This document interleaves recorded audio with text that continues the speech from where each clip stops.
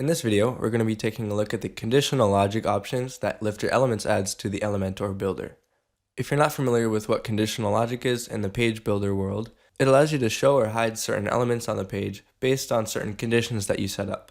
So for example, let's say we wanted to hide this course access plans widget for people who are already enrolled in the course.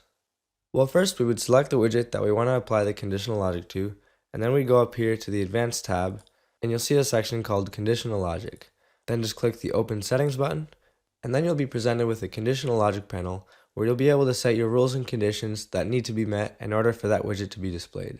This drop-down menu right here allows you to select the type of condition that you want to set up. Here we have 3 different ones to choose from: completion status, course started status, and user enrollment status. Completion status allows you to set conditions based on whether a user has completed or not completed a certain lesson or course. Course started status allows you to set up conditions based on whether or not a user has started or has not started a course.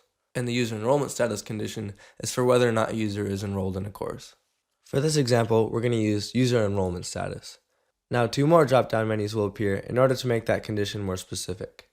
So right now the condition is set to show the widget if the user is enrolled in the current course, but we want to change this to is not enrolled in the course. So the different pricing for the access plans will be displayed to the users who are not enrolled in the course already.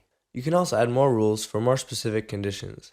There's 2 different ways to do this. You can add a rule using the Add Rule button here, and if you do that, both of these conditions will need to be met in order for the widget to be displayed. If you use the Add Rule Group button, either this set of rules must be met, or this set of rules must be met in order for the widget to be displayed. To get rid of rules, you can just click the minus button right next to them. Once your conditions are all set up correctly, just click Save and don't forget to update your page. So now let's go take a look at some courses to make sure our conditional logic is working correctly. So if you look at this course that I'm already enrolled in and have progress on, you'll see that the access plans are not being displayed to me. However, if I go take a look at one of the courses I'm not enrolled in, now I'm able to see all the pricing options for that course.